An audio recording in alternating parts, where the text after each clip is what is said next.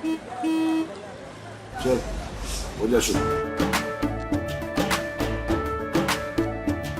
केसरिया से मन जोगी हुआ रे, दिल झूमे देखो पतवारा हुआ रे, दिल झूमे देखो पतवारा हुआ रे।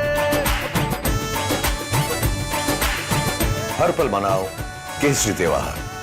विमल, बोलो जुबान केसरी। मोदी जी ने 2014 से पहले का वाराणसी और 2024 का वाराणसी देखेंगे, जमीन आसमान का अंतर है।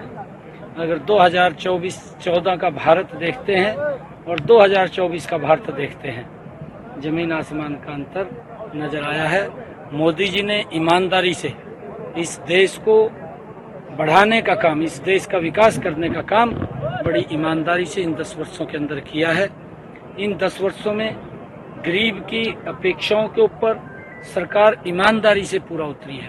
एक्चुअल में अगर गरीबी के प्रति लड़ाई किसी ने लड़ी है आज़ादी के बाद, वो पहली बार नरेंद्र मोदी ने आज़ादी के बाद गरीबी के प्रति मजबूत लड़ाई लड़ी है। उसका डायरेक्ट लाभ गरीब तक पहुंचा है। उसको मजबूत सशक्त करने का काम इन 10 वर्षों के अंदर किया है। चाहे 4 करोड़ आवास बना करके देने की बात हो, 50 करोड़ ऐसे लोग जिन्होंने कभी आज तक आजादी के बाद बैंक में जाकर के नहीं देखा, उनको बैंक में जाने का अधिकार दिया है जनधन खाते खोल करके, और चाहे हर घर के अंदर नल और स्वच्छ जल पहुंचाने की बात हो, और चाहे इस देश के अंदर आयुष्मान कार्ड दे करके लगभग करोड़ों से ज्यादा लोगों ने इस योजना के तहत लाभ उठा करके उन्होंने अपने आप को सुरक्षित किया है। ये नरेंद्र मोदी जी की योजना है। मैंने कहा है कि गरीबी के प्रति मजबूत लड़ाई अगर लड़ी है तो इन 10 वर्षों में नरेंद्र मोदी ने लड़ी है। देश का गौरव, देश का सम्मान ऋषभ पटेल के ऊपर इन 10 वर्षों के अंदर ऊंचा हुआ है। भारत दुनिया के अंदर इन्हीं 10 वर्षों में 11वें स्थान से आकर के 5वें स्थान के ऊपर मजबूत स्थिति के रूप में खड़ा हुआ है। आने वाले समय के अंदर भारत दुनिया की तीसरी आर्थिक स्थिति के रूप में मजबूत खड़ा हो जाएगा। ये संकल्प भी नरेंद्र मोदी का है। सुशील मोदी नहीं रहे डिप्टी सीएम बिहार। हाँ, दुर्भाग्यपूर्ण है। पार्टी को तो बड़ा लॉस हुआ ही है, हमें भी व्यक्तिगत उनके जाने का बड़ा लॉस हुआ है, क्योंकि उनसे बहुत कुछ सीखने को भी मिलता था। राज्यसभा के माननीय सदस्य थे और जब कभी बैठते थे, बातचीत होती थी, बहुत कुछ उनसे सीखने को मिलता था। मैं परमपिता परमात्मा से प्रार्थना करूंगा कि उस दिवंगत आत्मा को अपने श्री चरणों में स्थान दे। बिहार के लोगों को और संगठन को और उनके परिवार के लोगों को जो उनके जाने से क्षति हुई है, उस क्षति की भरपाई तो नहीं हो सकती, परंतु पिता परमात्मा से ये प्रार्थना करता हूँ कि उस दुख को कम करे, उस कष्ट को कम करते हुए परिवार को दुख सहने की शक्ति प्रदान करे। एक कांग्रेस में काफी नेता शामिल हो रहे हैं, उनका कहना है कि बीजेपी के नेता उन पर दबाव बनाए हुए थे, इसलिए वो कांग्रेस में शामिल। सम्मान नहीं मिला और पूर्व मुख्यमंत्री का कहना है कि अब हरियाणा में क्लीन स्वीप माना जा रहा है। देखिए, बिल्कुल कांग्रेस कहीं दिखाई नहीं दे रही है। 4 जून को जब रिजल्ट आएगा, 10 की 10 लोकसभा की सीटें कमल के फूल, और 11वां करनाल उपचुनाव का कमल का फूल, 11 कमल के फूल खिलेंगे। 10 मोदी जी के पास जाएंगे, 1 चंडीगढ़ जाएगा। और मैं आपको बताना चाहता हूं, कांग्रेस की जो सोच रही है कि आपस में लोगों को लड़ाओ और राज करो, फूट डालो और राज करो की नीति कांग्रेस की रही है। लोग उस बात को समझ रहे हैं और इस चुनाव के अंदर भी भूपेंद्र सिंह हुड्डा इस चुनाव को हार रहे हैं, बड़े मार्जिन से हार रहे हैं, छोटे मार्जिन से नहीं, बड़े मार्जिन से हार रहे हैं। और ये विश्वास के साथ मैं कह रहा हूँ, क्योंकि मैं लोगों के चेहरे को पढ़ रहा हूँ। जब मैं देखता हूँ जो शोषण इन्होंने अपने समय के अंदर लोगों के साथ किया है, लोग नहीं भूलते हैं, लोग याद रखते हैं। और लोग जब वोट देने जाते हैं, उसकी पूरी की पूरी जीवन कुंडली को याद करते हैं कि उसने क्या क्या काम किया है, किस प्रकार से लोगों को प्रताड़ित किया है, किस प्रकार से भ्रष्टाचार हुए हैं, किस प्रकार से गरीब लोगों को प्रताड़ित किया गया है, किस प्रकार से गरीब व्यक्ति से वोट तो ले लेते थे, जब उसके काम की बात आती थी फिर उसके शरीर से इनको बदबू लग जाती थी, यानी उनको नजदीक नहीं लगने देते थे। और आज लोग समझ रहे हैं, मैं बड़े उसके साथ कह रहा हूं कि हुड्डा साहब चिंता इस बात की करें, क्योंकि उनके पैरों तले से जमीन खिसक चुकी है, जमीन नहीं है और आपस के अंदर गुट बने हुए हैं। कांग्रेस में संगठन नाम की कोई चीज नहीं है। हमारा जो पन्ना प्रमुख का कार्यकर्ता है मजबूती से बूथ के ऊपर पन्ने को लेकर के खड़ा है और बड़े मैंडेट के साथ, बड़े मार्जिन के साथ 10 की 10 लोकसभा की सीटें वो हरियाणा के अंदर तीसरी बार नरेंद्र मोदी को प्रधानमंत्री बनाने का काम हरियाणा के लोग करेंगे। ये आप क्यों देखना। छोड़ रहे हैं बीजेपी? हाँ जी, बीजेपी के लोग क्यों छोड़ के जा रहे हैं? इनकी जन्म कुंडली भी आप देख लें, कहां से आए थे। देखिए, कांग्रेस की हालत एक फ्यूज बल्ब की तरह हो गई है।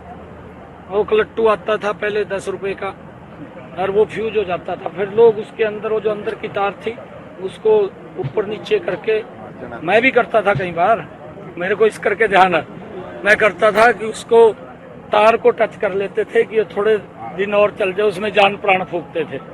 फ्यूज बल्ब जैसी हालत कांग्रेस की हो चुकी है। कांग्रेस को कोई घास डालने वाला नहीं है।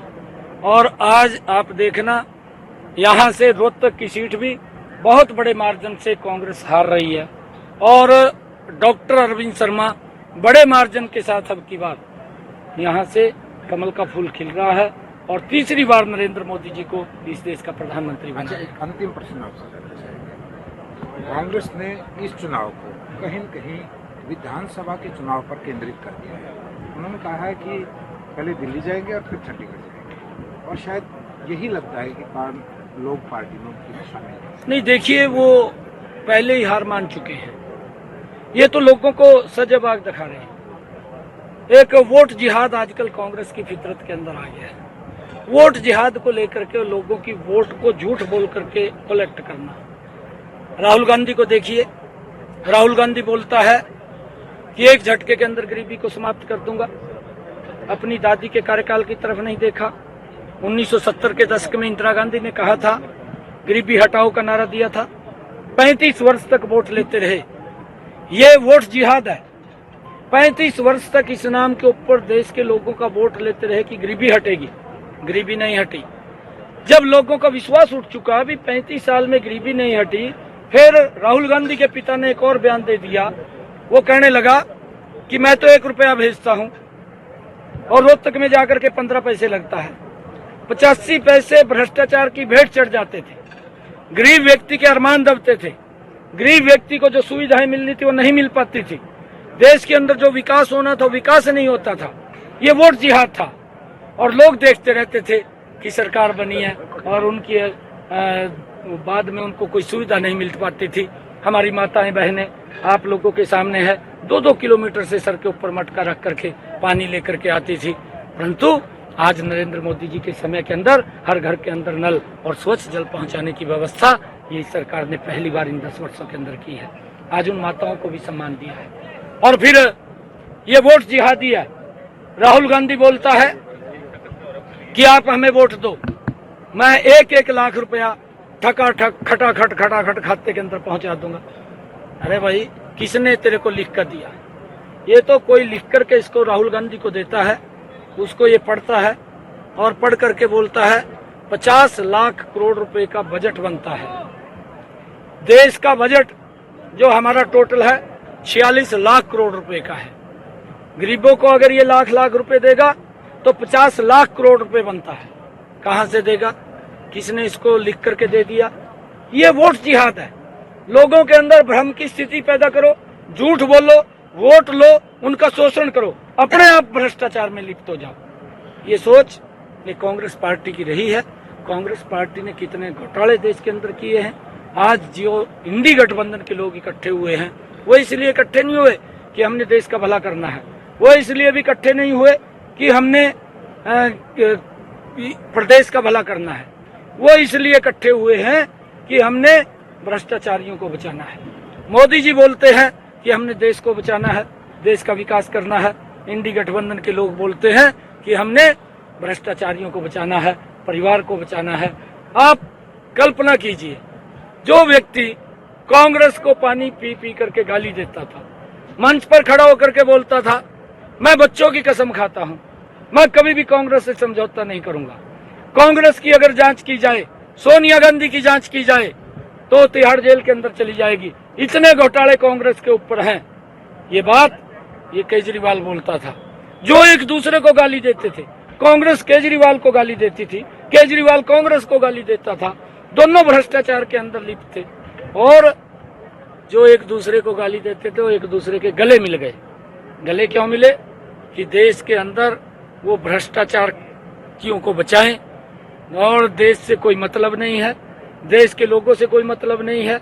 और मोदी जी की सोच है कि हमने देश का विकास करना है, देश को बचाना है, देश के भ्रष्टाचार के ऊपर रोक लगानी है।